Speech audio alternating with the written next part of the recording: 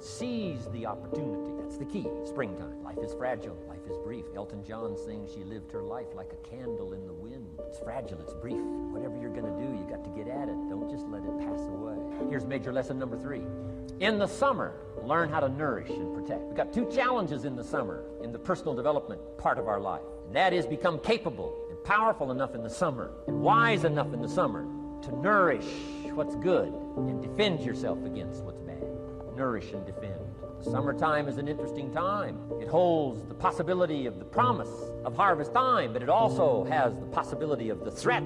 Sure enough, as soon as you've planted your garden, the busy bugs and the noxious weeds are out to take it.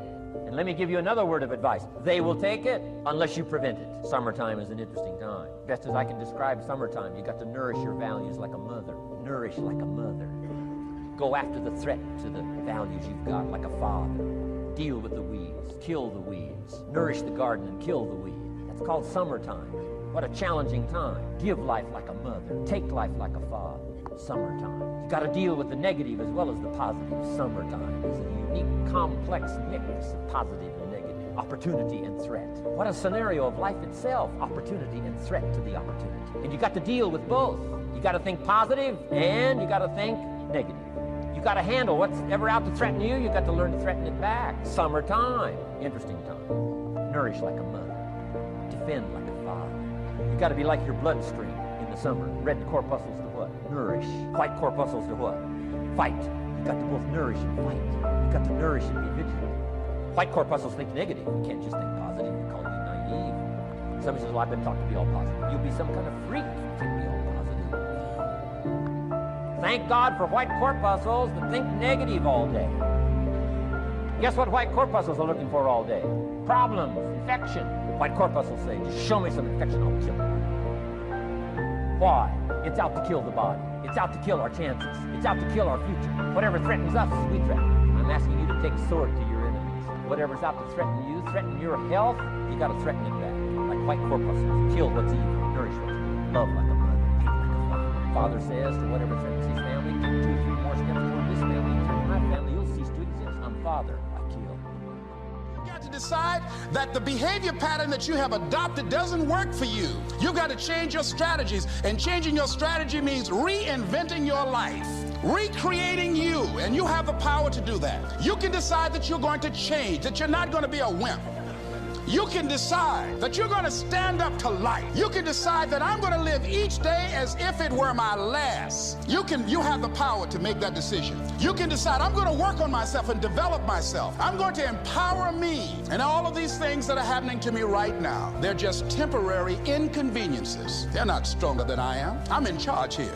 Separate what you do from who you are. That's what the guilt trap is about. See, a lot of folk won't let you forget what you used to do or what you have done, what mistakes you've made. All of us have made some mistakes in life. All of us have done some things that if we had them to do over again, we wouldn't do it again. A lot of things that if I had it to do over again, if I knew then what I know now, I would have done it differently. Well, it didn't happen that way. And that's what you call life.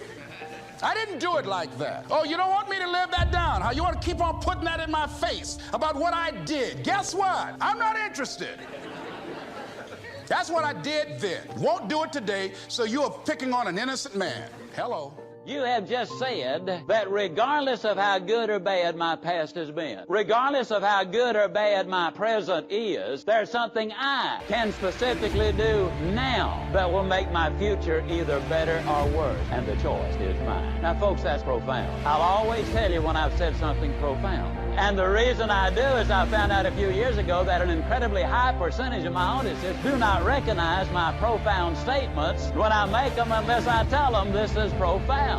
Now, this is going to involve a lot of communication. We had a lady right here in Dallas went down to see her attorney about a divorce. And the lawyer said, what's the problem? And she started rambling. He said, no, said, be specific. And she said, like how? And he said, well, do you have any ground? She said, oh, yes. Said, as a matter of fact, we got about 40 acres right out here on the north end of town. He said, no, that's not what I'm talking about. I said, do you have a grudge? She said, no, but we got a really neat little carport there right on this side of the house. And he said, woman, we need to make this personal. She said, like, yeah. And he said, well, does that man ever beat you up? She said, oh, no. Said, I'm up every day at least an hour, hour and a half, 2 hours before he even turns over.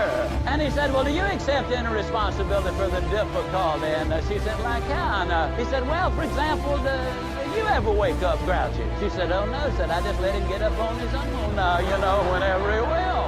And he said, well, why do you want to divorce the man? And she said, well, the guy just can't communicate. Now, we're going to try to make the communication such that as you listen to this tape, you will have no difficulty understanding exactly what I am talking about. Everything is choice. For example, for 24 years of my adult life, by choice, I weighed well over 200 pounds. Now, the reason I say by choice is simply because I have never accidentally eaten anything. Always a choice. Now, if I choose to eat too much, then I have chosen to weigh too much. You are where you are in many ways because of a series of choices that you have made. Now, I'm the 10th of 12 children. I asked my mom one time, I said, Mom, why so many? And she said, well, son, where do you think I should have stopped?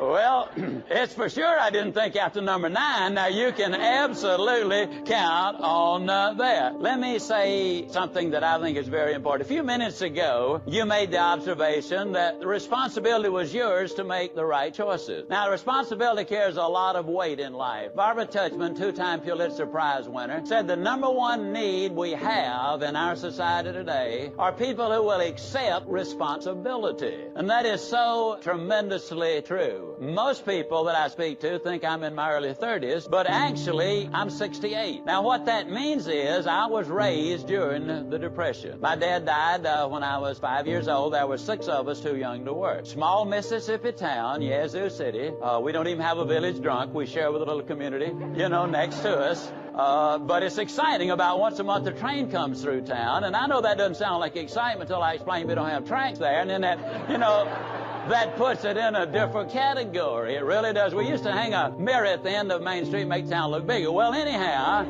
small Mississippi town. Now, let me say something here. I can tease about my hometown for one very good reason. It's an amazing little town. Former president of the American Medical Association is from Yazoo City. Former president of the American Bar Association from Yazoo City. Former president of the Southern Baptist Convention from Yazoo City. The former editor of Harper's Magazine is from Yazoo City. Former secretary of Agriculture is from Yazoo City. Chairman of the Republican Party is from Yazoo City. Jerry Clowers is from Yazoo City. Now, I have no idea what happened to the other 3.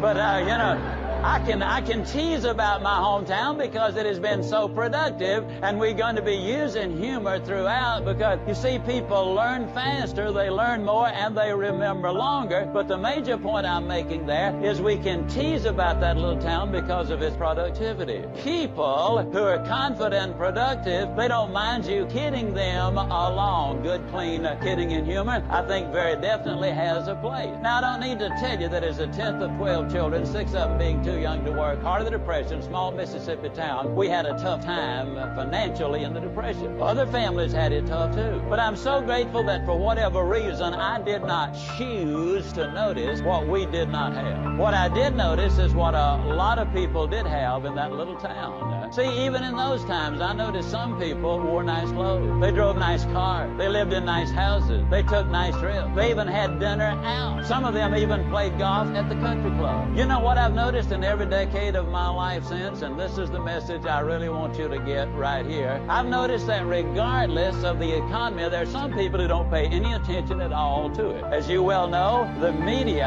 has accurately predicted 27 of the last 2 recessions. Now, there are some people who just don't pay any attention to what other people are doing. For example, I've noticed without exception that in some instances, many instances, when the economy is absolutely magnificent, there are a bunch of folk going broke. I have noticed that in some instances where the economy is absolutely horrible, there are a bunch of folks getting rich. How many of you have noticed exactly the same thing? Now, this is major point number 2. Major point number 1 is you do have a choice. You can do something now about your life, making it either better or worse, and the choice is here. Number 2 is this. It is not what is going on out there. You see, a lot of that you cannot change. There's nothing you can do about Bosnia at this moment personally. There is something you can do about you and your future. It's not what happens out there that makes a difference in your life. It's what goes on between your own two ears. Now that's what makes the difference.